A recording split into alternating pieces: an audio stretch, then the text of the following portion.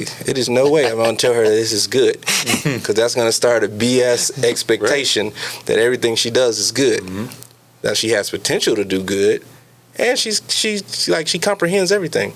So this, you can keep this, but this isn't great.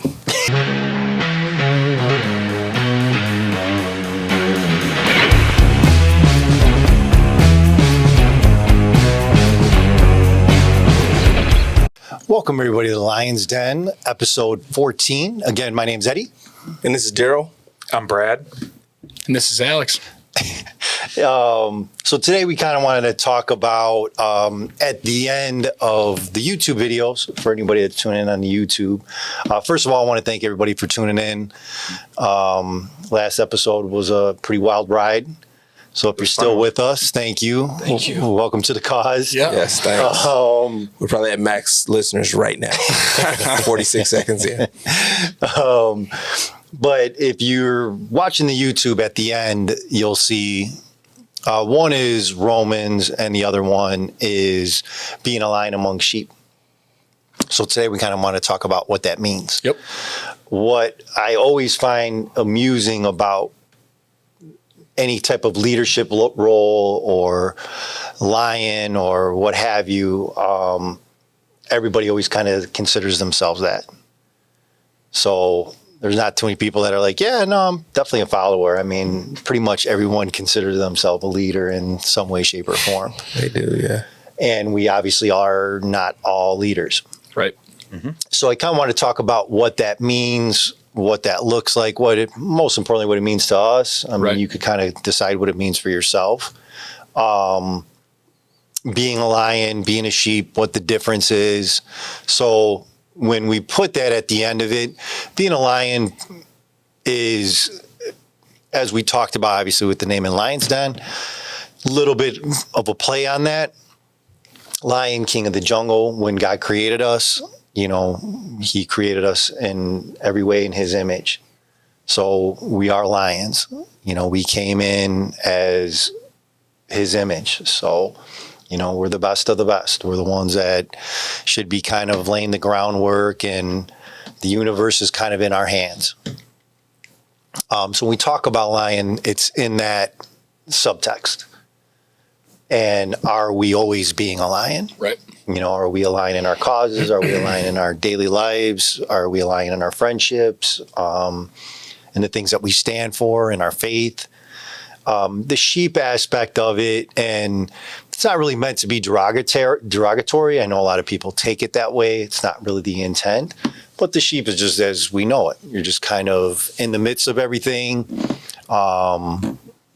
Within the flock. Yep, That's exactly it. Yeah, I mean, just kind of in there within the flock, not going one way or the other, just kind of in the midst of everything. We all find ourselves in that. Right. I mean, it's easy to fall. We all want to belong in something. We all want to be accepted. We all want to be liked on some level. Sometimes throughout life, you find yourself kind of back into that flock because you don't want to deal with the consequences of being the lion. Yeah. Of being outside of that, of being the one that is, champion a cause or the one speaking out against injustice. There's a lot that comes with that. And we've talked about that, quite a bit through these different episodes, especially the last one. Yeah. I mean, that last episode was all about being a lion. This is where we stand. This is what we believe in. Being a lion is being a leader to yourself. It isn't necessarily, the whole goal of Lionz Den isn't to create followers of us. I mean, we want you to follow on YouTube and follow the podcast. It isn't to be a follower. A real leader wants to create other leaders. Yeah. They don't want people to follow them. This is about building a community. It's exactly what it's about. It's about building a pride, really, at the end of the day, of a bunch of lions. Yeah. Thousands and millions of lions, not having anybody, beneath us or following us. We want nothing but lions. Right. And understanding that we're all lions. Everybody has the ability to be that. Yeah. So today we kind of want to talk about that. So what does that kind of mean to you, Daryl? I mean, exactly that. So, like, being a lion, it's taking on if you look at like a lion's lifestyle, it's not an easy path. And that's why they like use that and they compare it to like a sheep or like a prey style mentality, because of sheep's life outside of the threats they have as being prey, it's pretty chill. Mm-hmm. Hang out, eat grass. You don't do too much. A lion's lifestyle is a lot more robust and challenging, but it's probably a lot more reward to it too. They have to hunt, they have to fight, they have to protect things. They do a lot of roaming and grazing, and it's just a more dynamic and out of the box lifestyle. It's gonna be a lot of discomfort, but it's gonna be some comfortable moments in there that you caused as a lion. And reward within that discomfort. So any reward that a lion receives, they earn. Right. Yep. Not too many things just fall into their lap. They have to go out and get their meals. If they just strolling in somebody else's area, it can be a conflict. Right. So, you're just always on guard, and not too much trying to stir up things, but you're ready if something does get stirred up. Right. So I think that's what a lion is taking that road less traveled and, standing out amongst the flock. Yeah. Mm-hmm. I think it takes work to be a lion. That's why, to be a sheep, this analogy, it really doesn't take much. You just kind of go with the flow and day to day or mundane life and put your head down and let life pass you by. Where a lion, it takes the work, you got to hunt, you got to, you're the king of the jungle. You got everybody's coming out for you. Exactly. You head on a swivel, got to pay attention, got to, there's so much to it. And I think in this case, with us in this podcast, it's about being lions and getting, just like our last podcast, talking about the uncomfortable things that people don't want to talk about, and trying to raise awareness, trying to make, to be, in our case, to kind of tell our story, to be vulnerable, so others can learn and grow from it. It's not an easy thing to do. And that's being a lion, is putting in the work and doing the things that aren't easy to benefit your pride. Mm-hmm. I think that's really key, to benefit your pride. I think for me, the analogy of being a lion amongst sheep is standing your ground for what you believe in and not being swayed from it. I think I focus on it more now being a dad, realizing that my job isn't just to raise a human being to be a good human being, but also to be able to live in a world that's out to get you currently. And in that, like anything, in every other analogy that uses animals, you back a dog into the corner, you're going to get bit. How do you raise a child to understand that if you're backed into a corner, that violence isn't always the answer? Mm-hmm. The right thing is. And I think being a lion among sheep doesn't have to be a violent act. It has to do with standing against the grain, going against the grain, I should say, and standing when most people would sit. And doing it because it's the right thing to do, not because it's what everybody else is doing. There's that famous movie quote that's out there with, what's his name, Christopher Walken, and he talks about the lion, and he's laying there, and everybody who's ever watched a motivational anything has seen this. And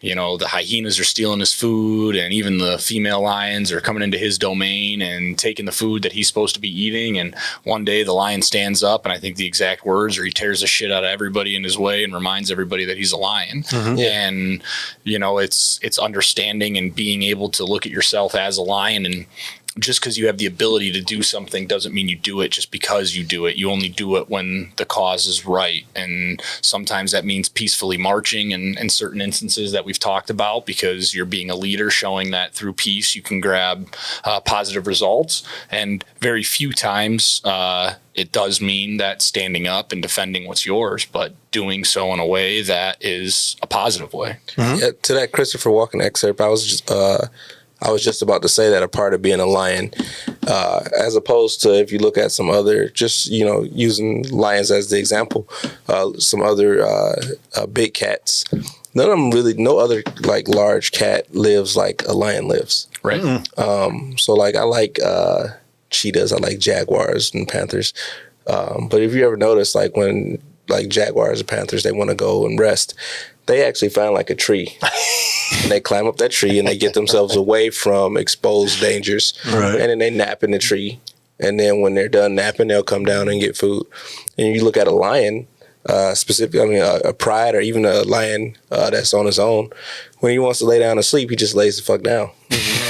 And whatever happens is like, you know, if someone wakes me up, I'll deal with it at that time. Right. So lions are vulnerable. They're exposed and they accept it, and then they'll deal with whatever comes with that vulnerability at the time that they have to deal with it. And that's what that's what I take from that Christopher Walken statement, is that he understood that he was going to be vulnerable and that they were going to mess with him. And he'll deal with it when he deals with it. But he will deal with it. Right. You know? So they don't shy away from things. And you know, watching National Geographic and the Big Cat Diaries, you actually see that. My mom's a huge fan of that. So if you listen to this, Mom, shout out for putting me on Big Cat Diaries. But yeah, that's one of the things I thought about with that, is that you do have to be exposed and be vulnerable to things. And that's the nature of a lion too, that we often forget. And I think the thing that makes lions extremely unique is that they are in a pride. You know, leopards are solitary, panthers are solitary, jaguars are solitary. I mean, most animals are solitary. It's one of the few animals that travel, you know, in a pride, that all kind of, and that pride works together. Watching the diaries, they sleep a lot. They sleep like half the day. Yeah. And a lot of times the lionesses are doing the hunting, and you know, it works as a family. So using that, when we came up with the Lionz Den, obviously for several reasons, you know, it was definitely because of Daniel and the Lionz Den. Yep. It was also because lion being king of the jungle, was also most importantly having a pride. Lionz Den is about being that pride, being that family where all of us look out for each other. Obviously, that starts with the four of us at this table, but hopefully that carries out where, as a community, as a society, as a universe, world, we're more caring towards each other, more looking out for each other. Lions within their pride protect the weaker lions, the elderly lions. You know, that's where we want to be as a society, where, you know, we're looking out for each other. Yeah. And we're definitely not there. I mean, where that Christopher Walken, where Alex remembers that, the depression that I was talking about some years back, I forgot where I found that. I don't remember what it was, but like that was my war cry for months. Because I just kind of felt like I was at that cusp where I felt just like that lion, where I was being pushed and pushed and pushed. And, you know, it was time to strike back. And striking back has a lot of forms. Right. I mean, hopefully the last of that is any form of aggression or violence or any of that. But striking back is being heard. Yep. You know, and being a leader is standing up for what you believe, but most importantly is doing the right thing, when the right thing is the hard thing to do. You know, what we did last episode isn't easy. You know, we know it's going to upset some people. We know that we're getting into things that make people uncomfortable. That's not our intent. No. You know, we've called people out on a mat, Black Lives Matter, the stuff that happened at the Capitol, Roe versus Wade, far right Christianity, all this different stuff. You know, our intent is never to tick anybody off, make anybody feel uncomfortable, judge anybody, but it's really what are we trying to accomplish? What are you trying to accomplish as an individual? Are you just trying to make yourself feel better by belittling somebody else? Or are you really trying to make an impact? Right. And we talked about it, and it kind of goes to my point earlier, is when you ask somebody, are you a leader or a follower? You're going to get very few, I'm a follower. You know, not many people are willing to own up to that. Everybody kind of considers themselves a leader. But when we're going as who we are as Lionz Den and what we want to be about, that's where you kind of have to separate yourself and be honest. That's a conversation that we were kind of having last time of, Am I being honest with myself? Am Right. I being a good shepherd right now? Am I being a good leader right now? Where am I hoping to lead? Where am I taking this? Where are the people that are with me taking that? And with self-righteous, like I said in the past several times, it can get real blurry real quick. A lot of times we think we're doing something right, and because we really believe in it, and you're taking people down scary roads. And a lot of times, I don't know, I'm not in Trump's head. I don't pretend to be, definitely don't want to be. I don't know what the intent was. Was it to rouse people? Was the id people going, all that? I'm not going to sit here and try to decipher if it was or isn't. Leadership is about understanding that even though this is what my intent is, I also know that this is where that can go. Mm-hmm. And so where do I have to be in that scale to get that going where I want it to go? Right. Yeah. Risk management. Exactly. Yeah. Risk management of when I'm riling people up. So we've talked before. Lionz Den is about revolution. Right. This is a revolt. This is a rebellion. And when you start using words like that, you have to be aware of what the connotation is that. What does that mean? Where do people take that? Mm-hmm. Because those words are powerful. Right. We've seen revolutions, we've seen rebellions. And ours is a spiritual rebellion, a spiritual revolution of compassion, kindness, understanding, empathy. Go ahead. It's a couple things. I think like when you say things like that too, revolt, revolution, rebellion, you do also have to look at your audience. When you say anything, you need to look at your audience and understand the way they're going to receive what you said. 'Cause especially in English, every word in English has, if you go look in Webster, look up one word, it's going to have 3 definitions beneath it, right? And then you take that to that crowd. Every person in that crowd will understand what you just said completely differently, right? So when you do any kind of like mass messaging like that, you have to consider that, and that should be a part of your risk management. Any leadership requires risk management. Mm-hmm. What you're going to do, what you're going to say, and how you're going to do and say it. And I think everybody does believe that they're a leader, but the first way you can tell if somebody's a leader for me, through a lot of leadership courses that I've been to, is are they a follower first? Were they a good follower? Mm-hmm. Every leader that I can think of that I look up to or that I learned from was a follower at some point. So I can't follow somebody that was just a leader and they have no background. Right. Mm-hmm. So you look at people like any other generals or this could be anybody. I don't have to name any historic general had somebody that he followed prior to being a general, right? The thing about elected officials is they just get elected. Hey, I like this guy.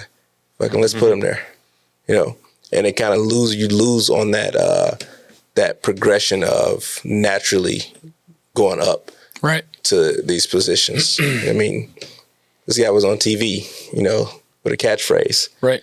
And then he was, running the country. He made some promises. Yeah. So he didn't have like a progression in leadership to me. Mm-hmm. So it doesn't have a sign of being a natural leader because he wasn't a natural follower, because I've been both. I've been a leader. I've been a follower, and I looked at things the exact same way, but with a minor difference. Well, as a follower, when the leaders would tell me something, whether it was mission based or it was some kind of guidance, I would listen to it, take down what they said, see how I would do it, see what risk it posed to me, and if that risk was, worth me proceeding to follow on with that.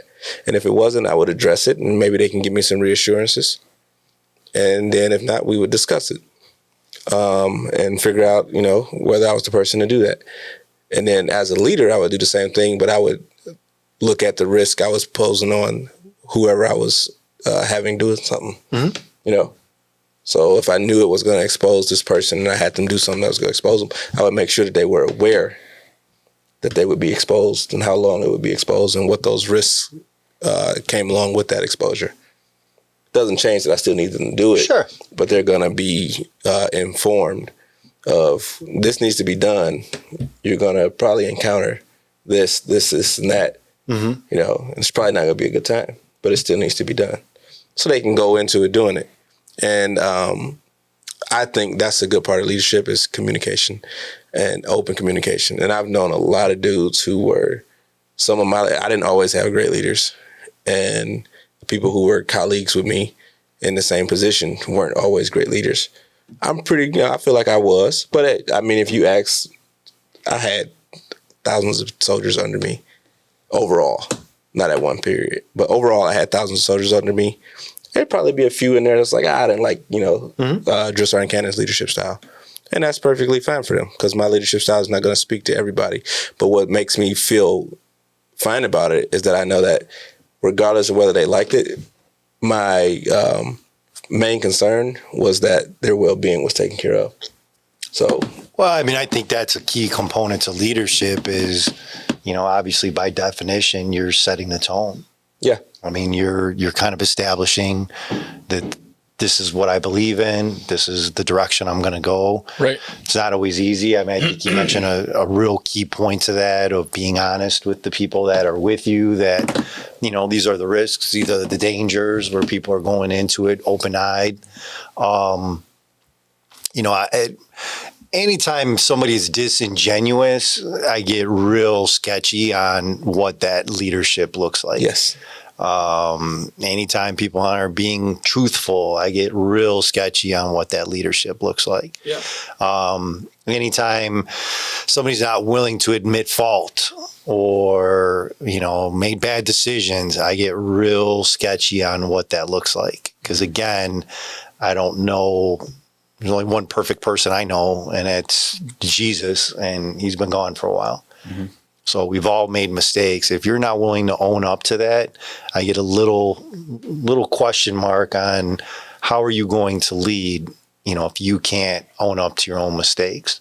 And a lot of what this Lionz Den is about is us talking about mistakes we've made, decisions we've made, trials and tribulations we've been through. A leader is not somebody who hasn't been exposed to those. Any good leaders you could ever think of has usually been exposed to, a huge amount of trauma or obstacles in their lives. How they came through them is exactly why we, view them as leaders. We've talked about King in the past, leaders like that. Yeah, I think kind of with your analogy too, or you have, I come from like the trade side. So you have apprentices that work their way up to journeymen. Right? Yes. So you can't have a good leader with somebody that has no knowledge. It's kind of like those elected officials that just show up and right, you get elected, but the guy's got no knowledge. So in a good leader, you need somebody that has that knowledge, that's gotten it from being that good follower and kind of learned, or in like our case where we've all been through this, whatever, these different scenarios, we share them and sharing that knowledge to kind of build good leader. Yes, it's exactly the same. It's like learning from each other to build that. So. Yeah, I mean, I think for me, one of the biggest lessons I learned in being a leader, and as far as I go, you'd have to talk to the people that I'm involved with if be considered a good leader or a bad leader. But I've always looked at it as if things are going really, really well, the people you're leading should celebrate those victories. If things aren't going really well, as a leader, that's your job to own it and to make it better, because the people performing it can only be as good as they've been taught or as good as they've been led. So as a leader, if your unit, your teams that I work with, if they're failing, the first person to look at is me, because I'm not doing something correctly. And as a leader, when there is time for recognition, in my opinion, the people that are successful leaders are the people that step aside when the light's shining and allow the people that put the work in to shine in that light. Yeah, that's a heavy part of leadership. And that's why I think it's so hard to be a leader, is because it's extremely difficult, extremely stressful, because when things go bad, it's your fault. When things are going good, it's time to step aside and praise the people that had to put the work in and allow them to absorb that positivity so they can grow into becoming a leader. And I think that's why you see so many people step into a leadership role and they may do a really, really good job for a while and they start to fade off because, being a lion among sheep is being able to endure the bad with the good. And 9 times out of 10, and at least in my experience, when you're in a leadership position, the bad is the stuff that's obviously the hardest to get through, but stuff you're going to encounter more times than not, because like you said, going through those fails, going through those tribulations is what made you a leader. So you're typically finding yourself in that situation. Just like we talked about when Bill was on the podcast, he talked about when you're an addict, the stuff you're addicted to, it finds you. Mm-hmm. When you're a leader, you find the situations that need correcting because that's what you do, Yeah. Another thing with that, what you said too, is like, being a good leader, you don't do things to be a good leader. You just do things because that's what needs to be done. Right. And one thing that people don't think about is good leaders have healthy lifestyles, healthy outlets. Right. Because it's a lot of brunt and injury and annoyance that goes into being a leader. Because you're taking all the negativity. Right. Right. And then you're taking all the positivity and all the information, disseminating it to your team or whoever you're leading. And then it's continuous. It's all the time. Yep. So it's stressful. And then you need to have a positive outlet to combat that stressful side of it. So if you are somebody who has like a unstable lifestyle, it's very unlikely for you to be a good leader. You can be a good instructor. You can be very informed on whatever it is, but you probably can't apply it to whoever it is you're trying to apply it to because you don't have anything to wash off all that comes with being a leader. I agree with that. You got to have a structure, some kind of foundation to balance out, to make it where you can carry all that load of being a leader. So I think being a lion among sheep is not even just being, because there are sheep that are leaders. I mean, we've talked about different scenarios in the past. It's being that higher level, right? The reality is, we see it constantly. It's not hard to get people to follow. We know the key words. We know how to, especially how volatile everything is, how ticked off people are, disgruntled, hurt, scared, you name it. Everything that we constantly see on our news and our media is to scare the shit out of us. I'm worried about this, be afraid of that. Words get... You can't turn on any type of news without some over sensationalized whatever, both on the left and the right. The radical left-wing media and the radical right. When you start using words like that, radical, you know what you're doing. You're inflaming people. And it's not very hard to do. People are very easy to get hyped up about stuff. Being a leader or being that lion of a leader is understanding the responsibility of that, of being able to own, what am I really trying to accomplish? And when you're seeing that and being represented, when that's being formed to you, is being able to address it and say, wait a second, that's kind of what the last episode was really about. Being able to say, that's not legit. Yeah. This isn't legitimate, and I'm not going to allow it. I'm not going to let it continue. I'm going to call it out, even though that may make me a pariah, as we were talking about. What was the name from last one? Chris Pratt. Chris Pratt. Even though it's going to make me a pariah, I have to speak my truth. Because at the end of the day, you have to go to bed with yourself. It's going to be your head hitting the pillow. It's not going to be any of your people following. It's not going to be any people singing your praises. You're the one that's got to answer to God and to yourself in the interim. And we're always our toughest critic. So what truth are you speaking? Are you being honest with yourself? Are you being honest around the people, with people that are around you? And I think another thing too about being a leader is understanding how people see you. A lot of times for me, that time during I was depressed, it took a long time for me to accept the fact of people view me differently. People see me differently. How am I representing myself? And there's responsibility to that. Now, at the end of the day, we're all human. We're all going to make mistakes. People understand that. But you also have to understand how that affects people, especially if you want to take that role. If you're claiming to be that, you have to understand that whatever you're putting out there, people are going to receive, both good and bad. Yeah. You can't just be it when things are great, kind of to Alex's point. You know, you got to take the good with the bad. Yeah. We talked about that last week as far as like, if you're going to be a lion, don't be shocked when people see you as a lion. Mm-hmm. And I've been that. Remember I told you the ladies were scared of me at the DFAC? Yeah. And in my head, I'm like, man, I'm nice as fuck. Why are you scared of me? Like, fuck. But when they would see me, I would be like during the first week of basic training, especially like the first day, I do a lot of yelling and a lot of stuff that used to make these women feel horrible. And they would be like in the background of me. So I wouldn't really see them when I was doing everything that I was doing. And then I would come back like a day or two later, and I'd just come in there as my normal self, and they wouldn't even want to talk to me. I went to buy a Red Bull or a Gatorade, and these ladies wouldn't ring me up one time, and I didn't know why. And then the manager told me, and I was like, oh, no, I'm nice as fuck, though. They still got to do their job, so come ring me up. But they do see me yelling at people and like literally throwing shit and just being a complete terror. So that's how they recognize me when I come in there. They're like, oh, my God, this guy. And I'm like, no, I just want a hot dog and some Gatorade. But you have to accept that. So it made sense to me, but I'm like, that's then and this is now. But you have to understand that if you are a lion, you're going to be viewed as a lion. There's going to be some positives to that, and there's definitely going to be some negatives to it.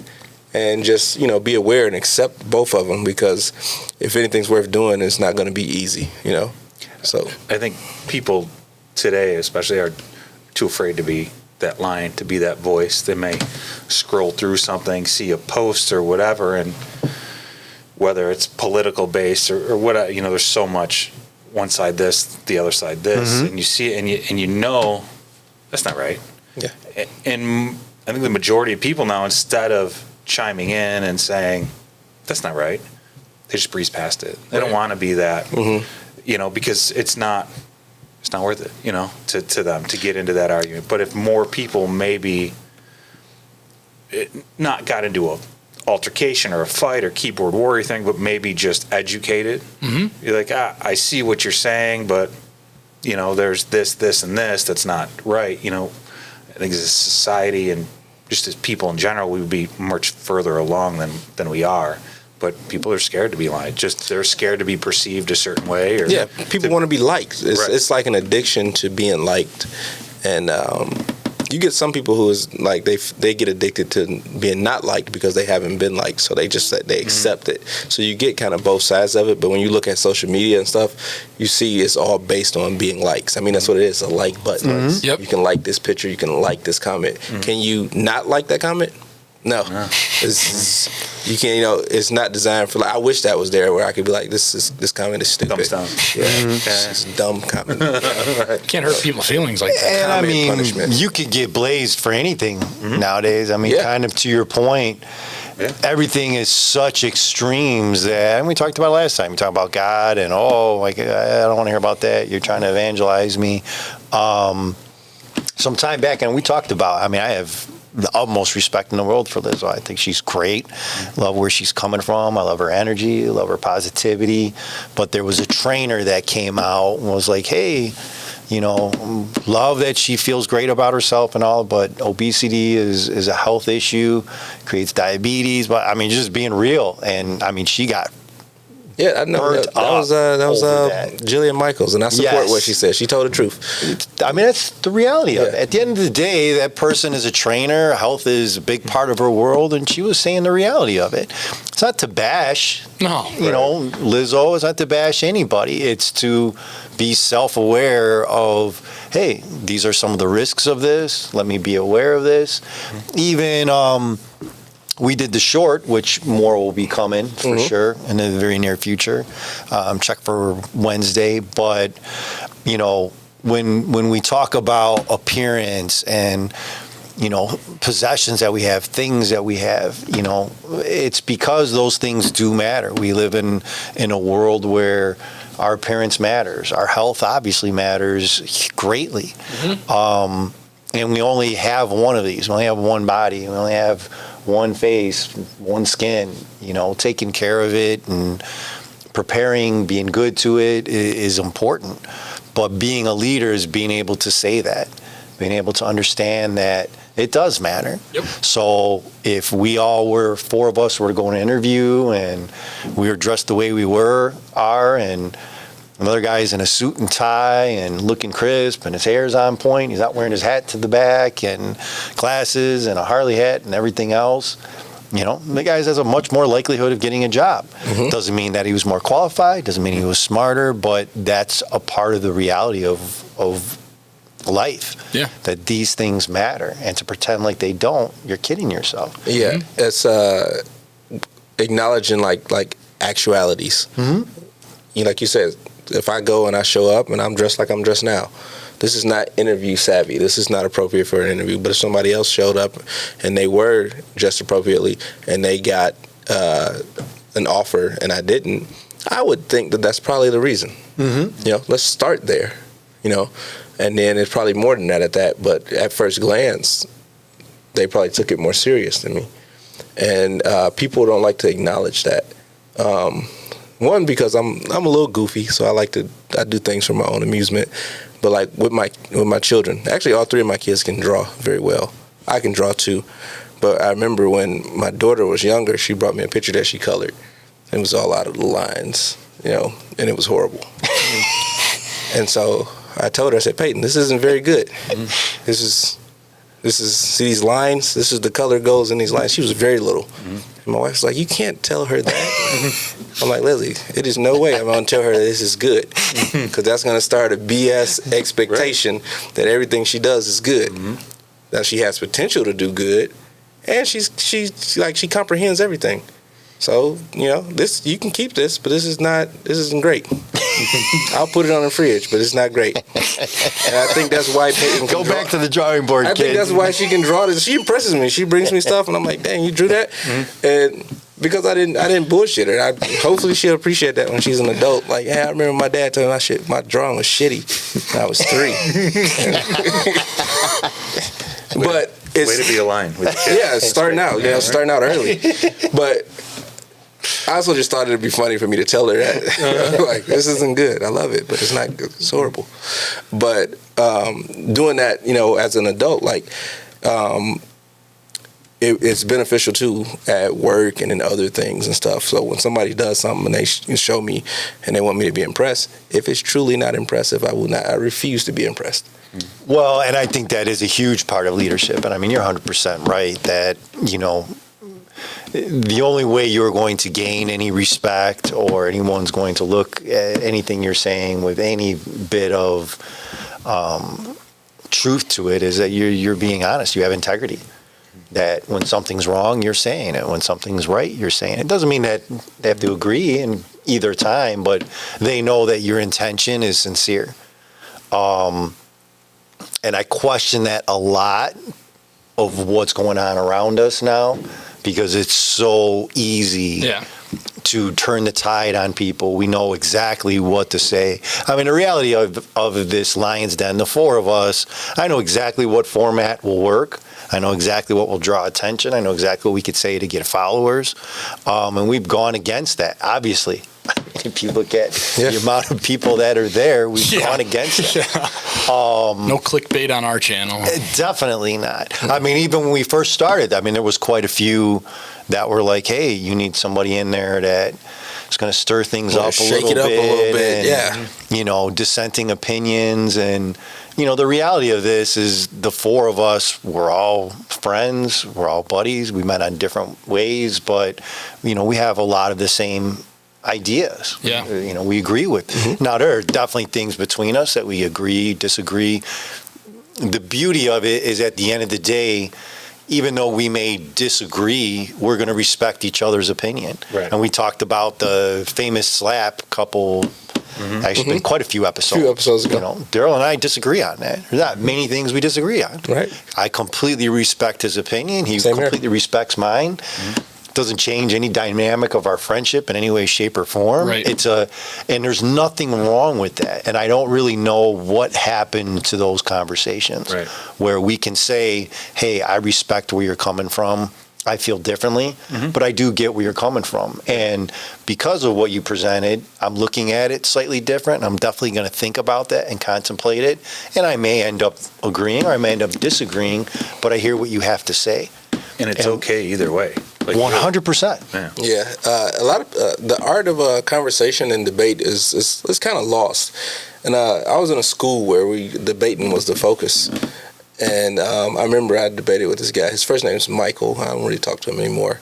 But we were assigned a topic, split randomly in these groups, and then we were assigned the opinion, the side that we were going to argue. Then they give you a few minutes to create some, to develop a main argument and then some supporting arguments. And then after that, you'll meet and then you'll debate both sides of whatever the topic is.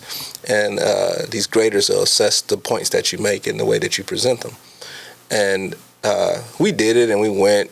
And then after we did it, this guy, Michael, he came up to me and he was like, hey, we went by last name. He was like, hey, Sergeant County, I talk to you for a minute. I'm like, yeah, what's going on? He was like, hey, do you have a problem with me? I'm like, the fuck are you talking about? He's like, yeah, like it seemed like everything you said, you were just directing it. You were just lighting me up. I don't even remember what I said, bro. They just told me what I was debating like 10 minutes before that. I don't know. What did I say towards you? Like I would say something and you would just shut it down. That's what we're supposed to do. Right. It's a debate. It's a debate. There's no hard feelings. Right. Like whatever, bro. Like we're good. I don't even really agree with what I was talking about. That was just an exercise. Now that me thinking back on that is that he doesn't know how to talk to people who disagree with him. So even in that scenario where he was there when they told us, when they separated us, gave us a topic and told us for sides, he still afterwards thought that I legitimately had an issue. And I was like, he needs to he's the type of person that they don't talk to people who disagree with him. Right. And we see a lot of that in society now. Right. It's open conversation is good. Disagreeing with somebody and still being able to be in their presence is being a lion. Right? We don't have to see eye to eye. Right. And we can discuss it. We can talk it out. And then we can go about whatever we're doing. And it's not a hard thing to do. Well, when we're talking about faith and even why that's important, why does it matter if I believe in God, don't believe in God? That's such an important component about it because it just seems like we don't have that baseline anymore. So we're fighting and we really don't know what we're fighting for anymore. It's more just fighting to be right or to win or to make money or whatever. I think when you have that baseline of faith, of understanding that I was created for a reason. We were all created by the same thing. So we all have the same things to offer. We all bleed, we all feel, we all, have the same understandings. It creates a completely different baseline than everybody's kind of a separate entity. So even last episode we were talking about how faith has lost so much. That's why it's important to me, because I think it gives you a very basic baseline of understanding that everybody's human. Understanding we're all created by the same power. We're all created by the same being, which means we all have the same potential. And when you understand that as a baseline, you start to understand empathy. Right. You start to have compassion, start to have some semblance of understanding because that's there. That possibility is there. When you start to believe that that's not there, so there is no God, we're all kind of on our own. This guy's just an asshole. That guy's just an idiot. This guy don't know what he's talking about. And, I'm the all-knowing. It becomes very easy to do that because there's no connection to all of us. Right. For me, everyone is my brother. Everyone is my sister. Every being was created. Like I said a couple episodes, I have to catch spiders in my house and throw them outside because I'm to a point that I do not want to be responsible for taking any life anymore. Everything is God's creation. And I understand that that's part of life. I still eat meat. I would love to not be able to, but I just can't. I tried it. But that's because as I get older and I understand that better, I don't want to be that anymore. I don't want to take any more life. I don't want to be responsible for anything losing its life by my hands, because that has made me more empathetic, more understanding, more chill.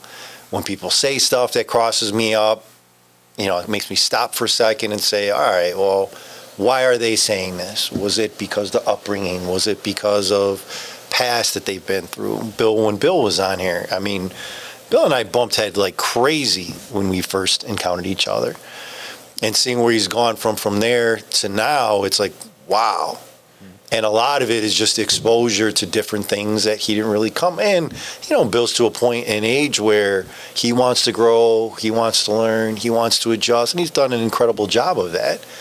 But had we not been in a situation where we had to interact, that would have never happened. Right. And I've seen that so many times in my life. There was some years back, there was a welfare to work program through Bill Clinton. And the premise was very simple, and a premise that I completely agree with. You have, if I remember right, I think it was 2 years to use to be on welfare, and you had to find a job within that period of time. Mm-hmm. So I got hired for a job. Now, this is basic things. So I think most Americans are going to agree, hey, we all understand, if we were to ask everybody, left, right, Republican, Democrat, if somebody's on hard times, are you willing to give them a hand? I think 90% of people are more than happy to do that. Mm-hmm. The big question becomes, when is that being taken advantage of? Well, that's any kind of help. If you ask anybody for any 100%. form of help, the majority will typically be like, yeah. But once you start applying that help, in the back of your mind, you're like, well, how long is this? Especially when you're doing it. And I think, because like I said, there's always that, am I being taken advantage of? Right. Am I being used? And I think that takes away the reality that we all have that desire to want to help each other. Yep. It gets mixed up in that time, and, I'm not going to be hustled. I'm not going to be taken advantage of. And so when that program came out, I was like, this is great. I agree with it. Yeah. Mm-hmm. I understand you had bad times. I definitely want to help you up. 2 years should be more than enough time to kind of get that adjusted and situated and be able to find a job and be able to get off any type of governmental help. So at any rate, we used to do a drug testing and, what type of education they had and all that as soon as they came in. And if they didn't show up for the drug testing, because you had certain jobs that did drug testing and certain jobs that didn't, you can pull their benefits. Now, all of us, easy. Hey, this person's obviously on drugs. They're on governmental help. They're done. I'm cutting them off. Get your shit together. Mm-hmm. No more sucking off the government. Very easy. Super easy to say that. The problem is you look at the profile and there's 4 kids in the home. Mm-hmm. So, okay, she's being irresponsible. However, whatever labels you want to put on that, well, what's going on with the 4 kids? Right. Mm-hmm. And it was gut-wrenching because I found my principles being torn between what I believe that, hey, you should be self-reliant, you should be self-sufficient, get your shit together, you got kids, what the hell's the matter with you? All those things that I definitely feel was also, all right, well, I feel that about this person, but this person is in charge of those 4 kids. Right. And part of being a leader is understanding that there are 2 sides to that, that any issue is way bigger than what that initial thing seems to be. It's very easy to pass judgment on this thing that happened. But when you start expanding on it, it becomes much bigger really, really quick. Yeah. With that, like a lot of times they don't look at, and I was like this too, where I don't look at why the person does what they do. Mm-hmm. I mean, I learned that from when Bill was here. We know a lot more about Bill than we did before. And when you start looking at well, this person's, they're using this and they need to stop. Nobody really asks, well, why are they using this? Right. Mm-hmm. What caused them? Because everybody I know that, especially were really, really heavy addicts, were heavy addicts because they were trying to hide from something that happened, trying to not remember it, or they were using it as some kind of medication to get away from something. Yes. And nobody ever addressed why they were doing it. Just cause. Yeah, just don't do it. You're not supposed to do this. Because if you can figure out why they're doing it, then you can figure out a healthy method to address that. Then they might not need the drug or whatever method it is, the abusive method. And that's where that compassion starts to come in. Because when you're compassionate about it, the empathy, you have empathy about it, you want to see more so, you're not supposed to do this, but let's start with why are you doing it? And then we can get back to how you're going to stop doing it, because now I know why you're doing it. Right. Yep. Yeah, I mean, I think it all comes down, well, not all, but a lot of it is trust. So when you have a difference in opinion, it's usually because you have a lack of trust that the other person sitting across the table from you, sitting next to you, has an agenda. So what they're telling you, what they're saying, their opinions, it's not sincere. It is to accomplish something. So for me, personal experience with this, with you, one of my closest friends, on the flip side of the coin, one of the hardest people I've ever worked for. Because when you are in a mentality of being a sheep, let's use the example when I came to work for you, you didn't allow me to live in false realities. So for you, it probably was just as hard for you as it was for me, because I'm a very self-reflective person. Out of all the things that I do wrong in the world, self-reflective is something I'm probably too good at, in the sense that I'm too hard on myself. But when I was working with Eddy, if I knew something wasn't clicking just because it felt off, whatever the case may be, I would go into the office and look for my my metaphorical beatdown, and in the sense of, I'm going to tell you what I'm going through because I know my thought process is off. I'm self-justifying. I'm telling myself why things shouldn't be like that, and I need to be corrected. Puts you in a position where you have to constantly bring me back down to earth, or tell me the things I'm talking about are completely untrue, which, being a person that you care about, you don't want to have to constantly, not kick them down, because that's not what it was, but I don't know, how would you describe it? Just being honest. Being honest, that's super simplified, makes it sound terrible that it's just being honest. It's that easy though, yeah. Being honest. Couldn't have been easy for you in a sense, because you see what that other person's going through. So from Eddy's perspective, and obviously I can't talk on, but I'm sure it had something to look like, here's a kid coming to me and I feel like I constantly have to set him right. This can't be easy for him, puts him in a position, but that built trust. So I knew no matter how harsh whatever he said, now it might not have been a harsh thing he said, but the reality of the situation might have been a gut check for me, which could come off harsh.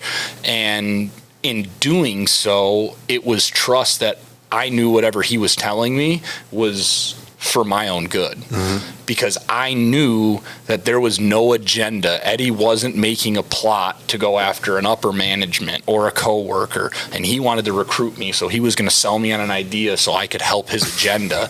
That was never the case. To overthrow. It was putting me through something because I needed to understand the reality of the situation, and because he knew that I was going to grow from it. And it got to a point where I wouldn't even question it, and really I wouldn't even argue it. I'd come in full of piss and vinegar, ready to go to war, and he'd throw some truth in my face, and I'd have nothing to say but to sit there and listen and accept what came next, because I trust you that whatever you're telling me is something I need to hear.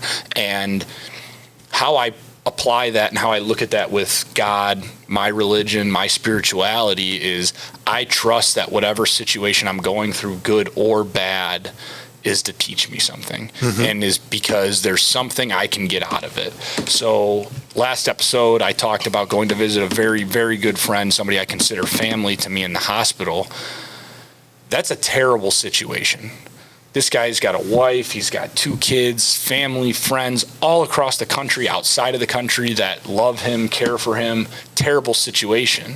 I trusted that that situation was going to work out the way that God intended it to. Thank God at every single minute of every single day, it's him coming out of the situation. But when it happened, I trusted, because I trust my God, I trust my Savior to walk me through this life in a way that I need to. And whatever experience I go through is exactly what I'm supposed to go through. And I'm not saying that God puts out negative situations and makes other people's lives harder to make mine better. I think in trusting in God, being able to look at terrible situations and realize there is positivity that can come out of this, I have to find it.